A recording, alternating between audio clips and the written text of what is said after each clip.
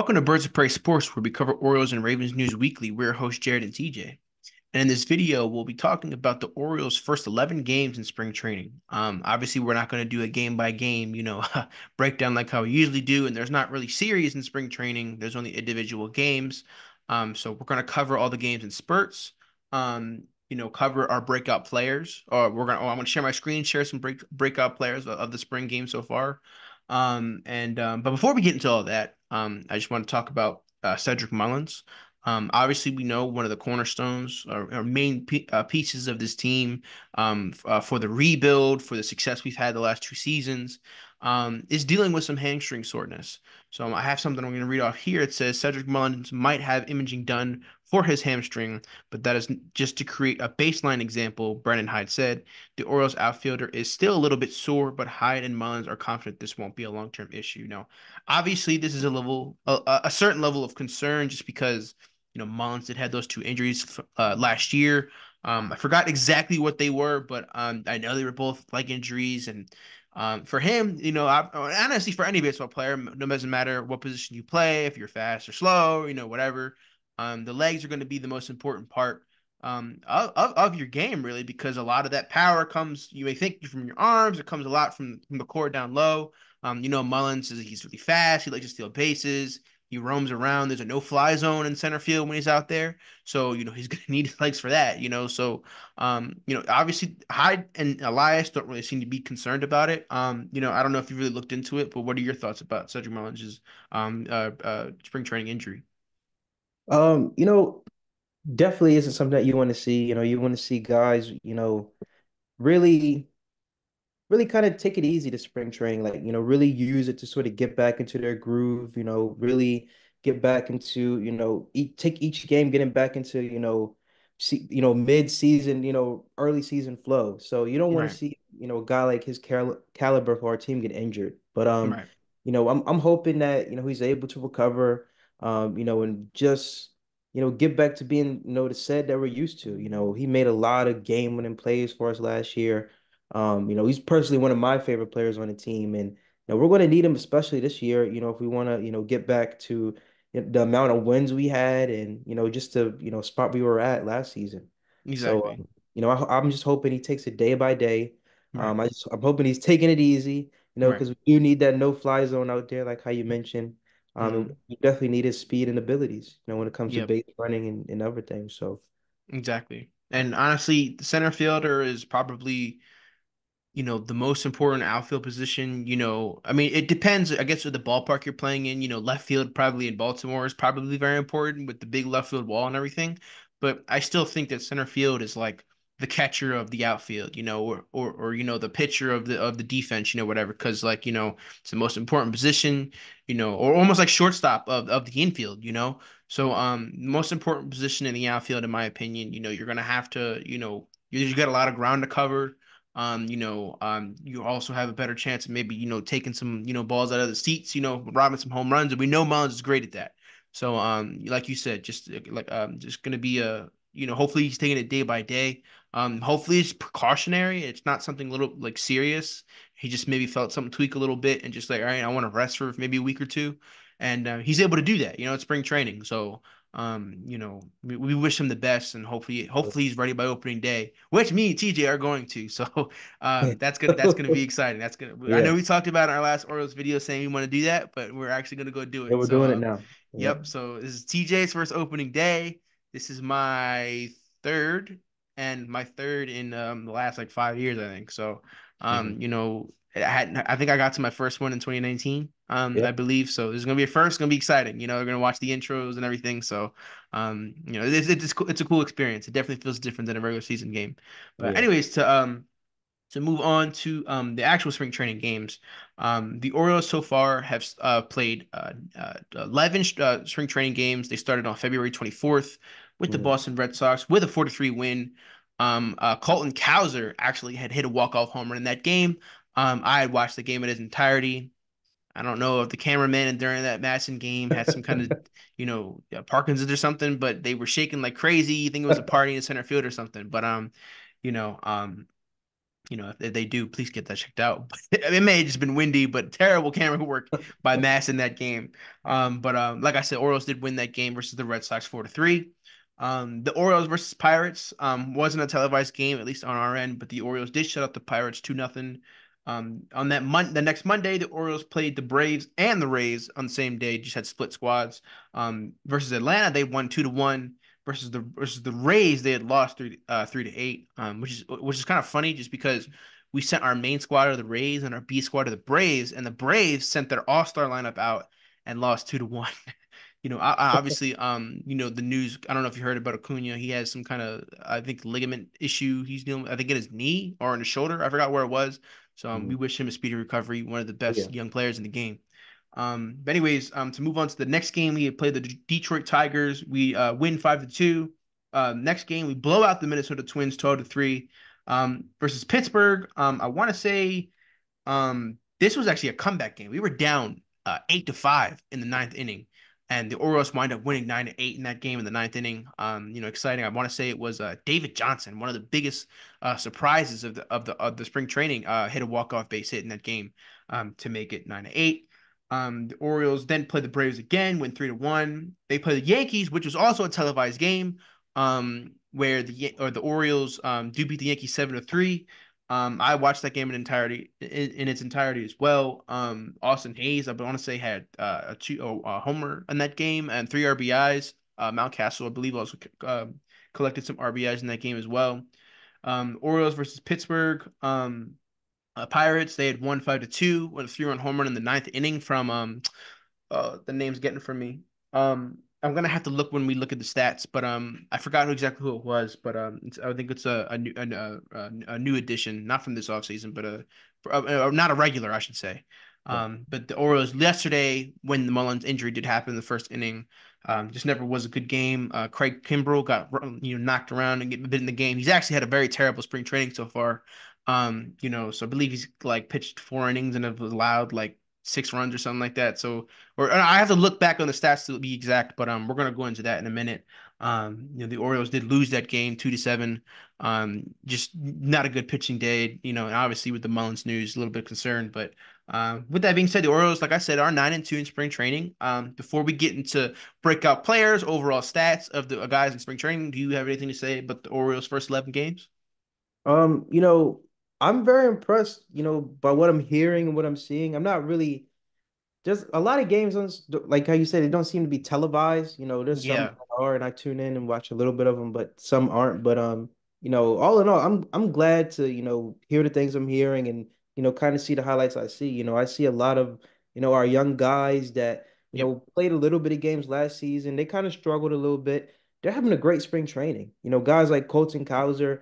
I Yep. remember he came in during the Yankees series, I believe, last year. Yeah, on He July sort of 4th, I think, yeah, the he day had a after. great, he had a pretty solid first game and kind of struggled a little bit as the season went on. And it's good to see, guys like him, really come in and just, you know, be well, be well. You know, have a good couple at bats. And, Right. I'm very excited to see these guys come on in the, regular season and see what they can do. But Yep. I'm not gonna lie, if you would have told me the Orioles would be 9-2 through the first 11 games of spring training, I probably wouldn't have believed you. I mean, I feel like this is just a very, early sign that, the Orioles are here to stay.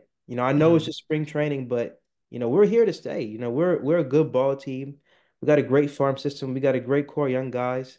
And, we're getting to that pitching as well. That was kind of our weak spot last year, but, we're really getting to it and addressing it. So I'm Yep. loving what I'm seeing so far from the Baltimore Orioles spring training.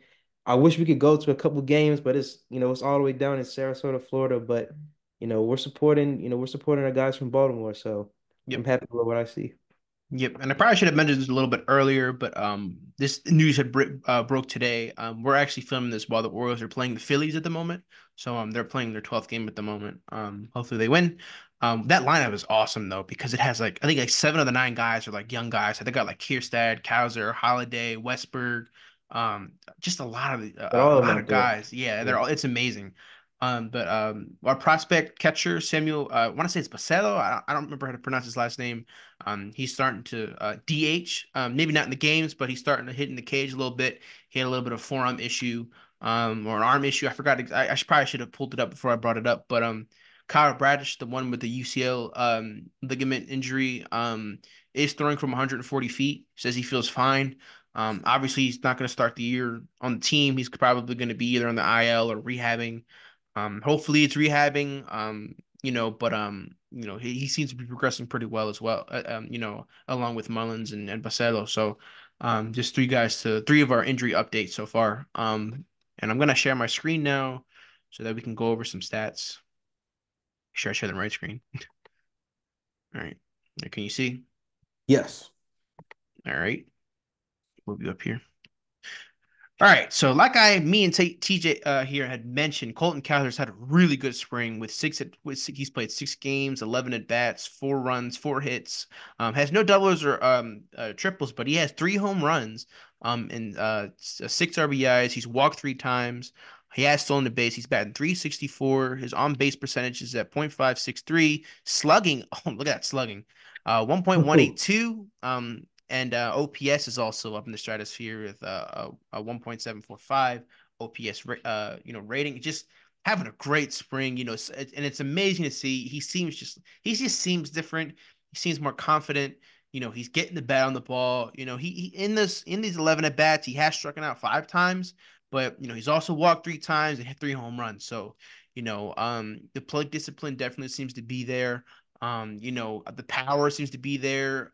He's known for maybe not known, but we've seen him hit I think he hit like a 470-foot home run in the AAA championship last year, the game that they had wound up winning. So he hits bombs. When he gets a hold of one, he can hit bombs. Another guy that's really, broke on spring training. Another guy, like you had mentioned, who came up and struggled. Obviously Kaiser came up in 2022, didn't really play that much, but played in 2023 and like lead like a few series and just didn't really Yeah. do that well. Got sent down. I think he's batting like almost 100 or under 100. But in spring training, he's been on fire. He's played 7 games with 15 at bats, 4 runs, 5 hits, 3 home runs, 5 RBIs. He's walked once, struck out 4 times, has a stolen base, is batting 333 with a 375 on base percentage, slugging 933, and his OPS is 1.308. So, and a lot of his home runs, I want to say all of them have come off of left-handed pitchers. And that's important because he's a left-handed batter. So, we know how high has his aneurysms when, it comes to, these left right hand matchups. But if Kaiser and Stowers show that they can hit the ball effectively versus left-handed pitchers, there really is no reason for them not to be in the lineup. It's gonna be interesting to see what they do with these two.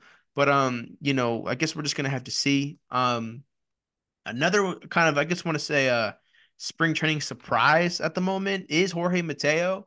Obviously he did have that hot spring, or hot April last year. He hit like 360 something with 6 home runs, 17 RBIs.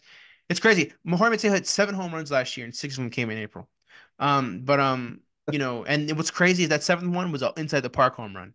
So he didn't leave the Oh yeah. fence. Oh yeah. He didn't leave the fence at all after March or after April. So but anyways, Jorge Mateo has had a pretty decent spring with 6 games. He's played 15 at bats, 2 hits. I'm sorry, 2 runs, 4 hits, 1 double, 2 home runs, and those came in the same game. Um, 3 RBIs. He has walk. Struck out 5 times, so that strikeout number still seems to be pretty high.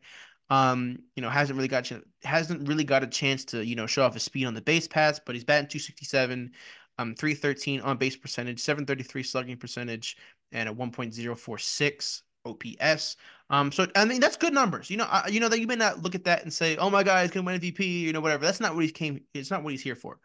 I think people obviously you want all your guys about like 300, have 18 home runs or more, 20 home runs, whatever, and like, but Mateo, honestly, with his speed and his defense, he can hit 250, have 15 home runs, but steal like 40 bases or 30, whatever. And that's an effective year. That's That's what we good need. enough. That's what we need out of a guy who's coming off the bench, probably. And he may even be starting depending on Mullins' situation. Maybe Holiday struggles, whenever, and that's just something to think about at the moment. Yeah. Like we need a 250 is probably generous.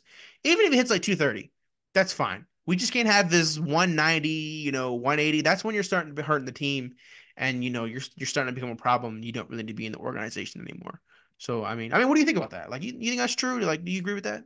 I mean, well, I wanted to ask you, how valuable is his speed?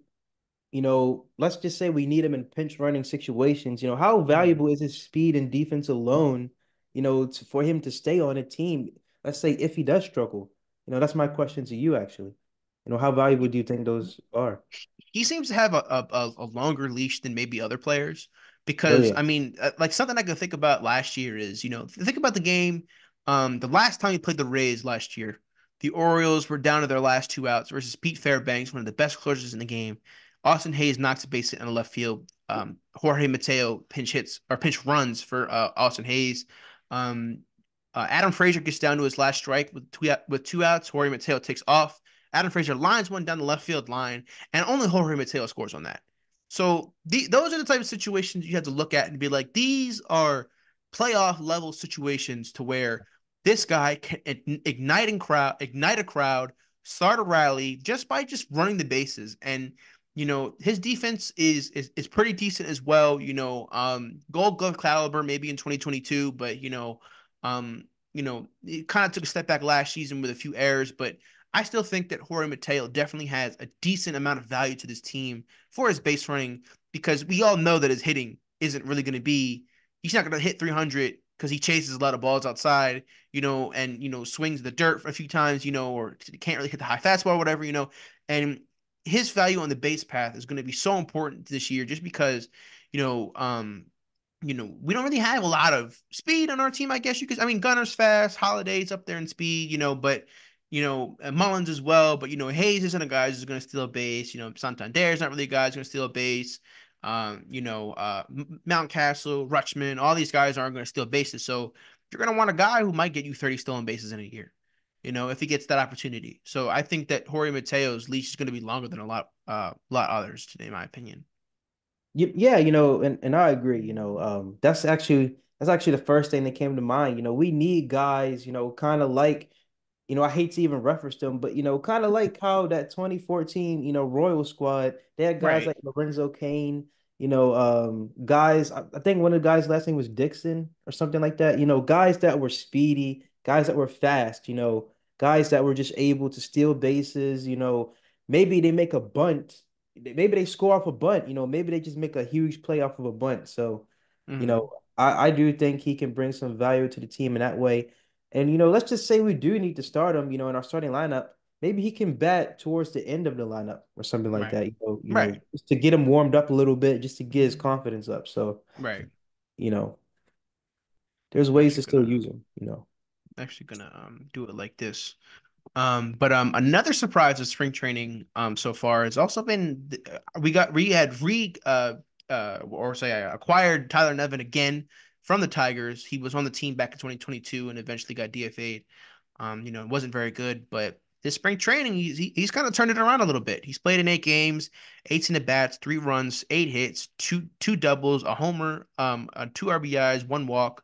He's batting 444 with a 474 on base percentage, 667 slugging percentage, and a 1.141 OPS. So having a pretty good spring, I mean, obviously we already have our backup in, Ryan O'Hearn, which you see him down here, having a pretty decent spring as well. But and obviously Mountcastle is going to be a starting first baseman of the year, but maybe Tyler Nevin is a guy who can, sneak on in case maybe Mountcastle deals with vertigo again, or Ryan O'Hearn gets in a slump or gets hurt, or, never know what happens. So maybe Tyler Nevin is a good third backup for, those two guys ahead of him, and, maybe serviceable, for maybe we can use him again, to his highest capabilities here.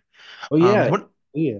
I was just about to say, when it comes to sports, especially sports like baseball and football, your best ability is your availability. So, it's exactly? good for guys like Tyler Nevin, to have a good spring training, really show the Orioles that, they can depend on them, if, one of our main guys, has a slump or, can't play. So, Right, like again, like I said again, I'm glad to see guys like Tyler Nevin, he's kind of getting a second chance in a way. I'm glad to see him making the most out of it. You know what I'm right. saying? We it just adds more depth to our team. So Yep. Um, I mean, I don't mean to interrupt this video, but I got like a breaking news thing here. This is not for the Orioles, but it's actually for the Ravens. We have placed the franchise tag on Justin Metabike. We'll probably film a video after this about that. Anyways, I guess that's our first ever breaking news here. Oh yeah, So, as you see it too. Yep.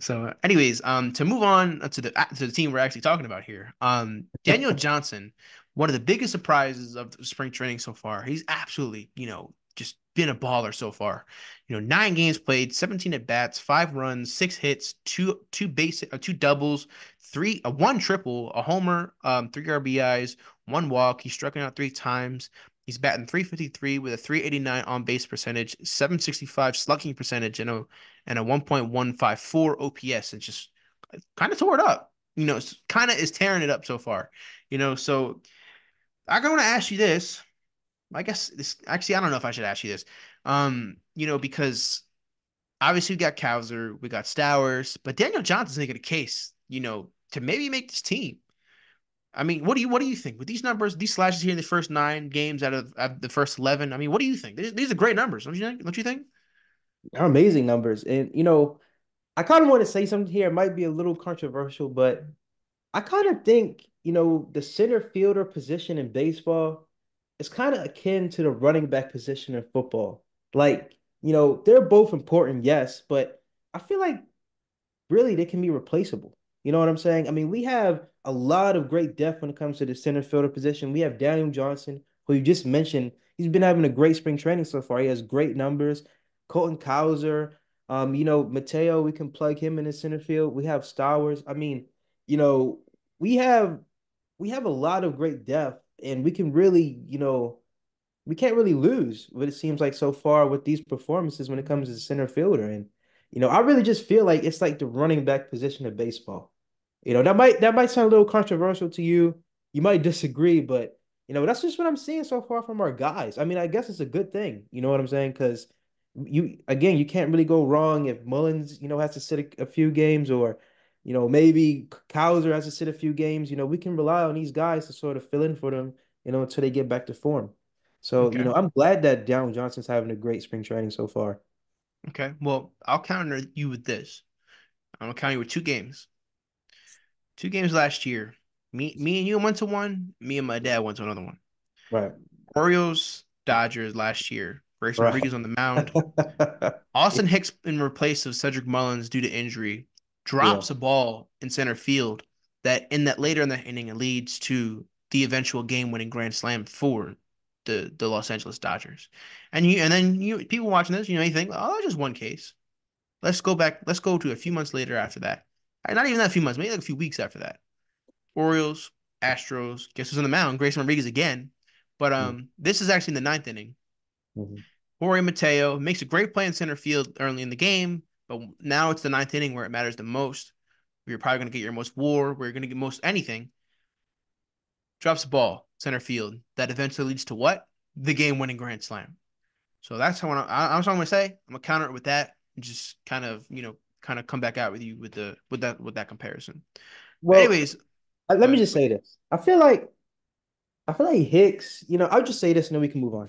I feel like Hicks is like, he's a lot older than the guys that, a lot of the guys we have on this team. I feel like, when it comes to, athleticism, maybe ball tracking, maybe he doesn't have it as much as, some of the guys that we have on this team. They're a lot younger, more athletic. They have, Mhm. their whole career ahead of them to sort of even surpass, Hicks' abilities. So I'll just say that with, when it comes to Aaron Hicks. But you got me on the Mateo stuff. There's Mhm. been some times where he just flat out just didn't play well in the center field position. But again, these guys are showing that that's a deep position for us this year in baseball, and we have a lot of Mhm. options, when it comes to that. So Yeah, but the only thing is, it's a deep position in spring training. Is it going to be a deep position in the ninth inning versus the yeah, Rays or versus that's a the good point. Yankees or the Dodgers, who are probably going to be one of the best teams in baseball? So yeah, I guess Yeah, we'll just have to see.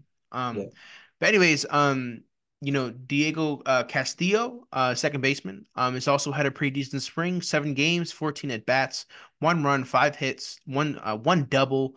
He's batting 357 with a 357 on base percentage as well. 429 slugging percentage and a 788 point 786 OPS. Not a lot of like, eye-popping numbers outside of just getting on base. Something that's all that matters. You're not gonna hit a lot of home runs, but you're gonna, get on base. So Jackson Holiday, I'm the number one prospect in baseball, the number one prospect in the Orioles system, the number one overall draft pick in 2022. Matt Holiday's son. I can keep going on with these. I don't know if that's an accolade, but a lot.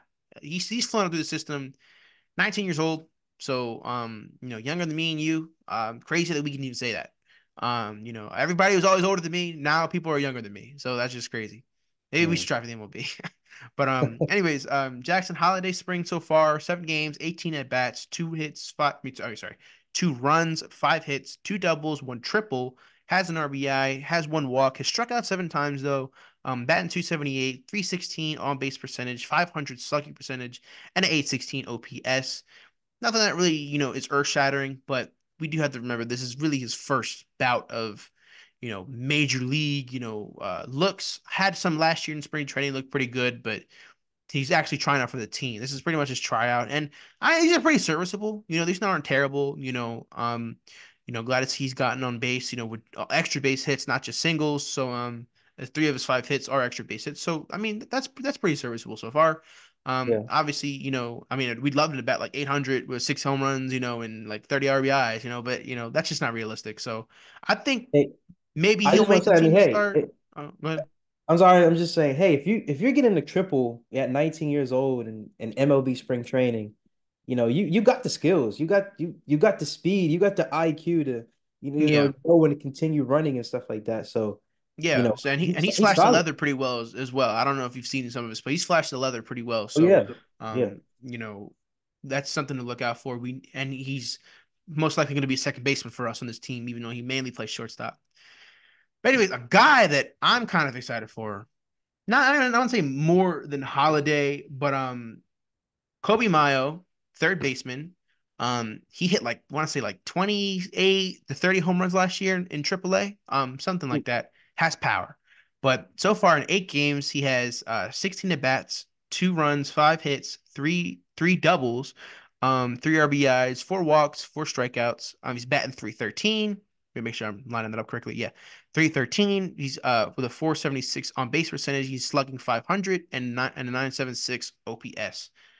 That's the guy I'm really excited for. We have so many prospects on this in this freaking team. You don't know what you're gonna do, but Kobe Mayo, look, Kobe Mayo. People say Mayo, however you want to say it. Could be our everyday third baseman. I want to see what he's gonna do with the glove because the hot corner is one of the most tough positions to play in baseball. But I could see it being Mayo at third, Jackson. No, I'm sorry, Gunner at shortstop, and Holiday at second base. That's a great infield, honestly. Yeah, I mean, with these numbers here, that's a great infield. But he struggled a little bit in his last few games, but when he was hitting the ball at the cover, in so far in spring training, I'm really excited for this. I'm really excited for him. But I don't know how many guys we want to go over here. Obviously some guys are kind of struggling. Santander seen here, batting 118, Enrique 111, Gunner. He just started yesterday, but he's batting 500, so I guess that's awesome. But How do you feel about Enrique, so far? How he's been playing? um good speed, electric speed, I should say. Want to say he has a stolen base. Yep, he has 1 stolen base, but he's ran the bases pretty well in the opportunities he has gotten to run. So electric speed and maybe Mullins replacement in the future, depending on how that happens. But I guess we'll have to see. Mullins wasn't doing that great to start out, 222. Arias batting 273, pretty decent on 3 hits. Mountcastle 214. Kierstad, obviously, maybe in the DH, fighting for DH platoon role, maybe depends. He's flashed there pretty well, but so far not having a good spring training with the bat. Westberg O'Hearn having some pretty decent, spring training so far. 286 for O'Hearn, 250 for Westberg. He cracked a home run versus the Braves last Monday. Excuse me. I'm trying to see if Rutschman's up here. I just didn't see him, I guess. Maybe next. Oh, look at Oh, that. Yeah, 083. So oh, not a great start for our main guys, not fantastic starts, but we're really focused here on the prospects, at the moment, see how they're doing. I think there's one more I want to go over. There is Errol Robinson guy. He's played 10 games, 11 at bats, 4 runs, 5 hits, 1 RBI, 3 walks, and 5 strikeouts, 2 stolen bases, batting 445 with a 5.71 on base percentage, 4.55 slugging percentage, and a 1.026 OPS. So pretty good spring training so far for our for our hitters. Just a lot of our prospects have been doing really well. I'm actually going to stop sharing my screen and talk. A lot of our prospects seem to be doing very well. I think some of the biggest stands out are probably like Kowser, Stowers, David Johnson. So that's just really exciting. Really exciting young core. So, what do you have any more reactions to the overall to this hitting squad so far? For the offense, I yeah. should say. We should make a pitching a separate video. I would just would like to see more, hopefully we get to see more out of, Enrique Bradfield, Yeah, a little bit more out of, Holiday, a little bit more. Hopefully Adley can sort of use the spring training to kind of get back into groove. I just hope that, our veterans, as well as, our newer players can just sort of get into their own grooves because, some of these guys are going to be on the farm system. Some of these guys are going to be on an actual team. And I think this is just a really important time right now to just sort of, just get into your groove, just find out, you know, just set a niche for yourself how you're going to start out on opening day. right, You can start out flat, or you can start out, you can start a little warmed up and hot. You know what I'm saying? And so I just hope that everybody on that team can find them for themselves. right. I'm really hoping from the spring training. And so far, we're 9-2. Overall, we're looking very well. Like you said, we're going to get into the pitching in another video, but it's great what I'm seeing so far, especially from the young guys. Yep, I agree. And I'm really excited honestly the guy I'm rooting for the rest of the way is probably Kaiser. Like you said, came up struggled last year, but I really hope that he breaks the team, and does well for this organization going forward. So I'm really excited. That's probably my breakout player for the rest of spring training. Do you want to pick one? I'll go along with Kowser too. I Okay. also I also really like what I want to choose Holiday. You know what? And Kobe Mayo. I like Mm, what those guys are doing too. I want to see them really win. I right. really do. So yeah, so hopefully these guys continue to have great spring trainings. Mayo and Holiday. Hopefully they can make the opening day roster. But obviously 162 games, they have 162 opportunities to make this roster. So maybe they won't be there opening day, but they may be there in May or June or whatever. So just really excited for that. So I think that's all we got in this video. Like you said, we're gonna break down the pictures in a different video. But that'll be our recap of the first 11 games of Orioles spring training. Don't forget to like, subscribe, and share. Share on TikTok, Instagram, wherever you can. All of our social media links will be down in the description below. And I had to fix them the other day, but because they weren't leading to our actual social media. So who knows how many followers we missed out on. Hopefully not a lot. But that'll be all. We're Birds of Prey Sports, and we're out. Right.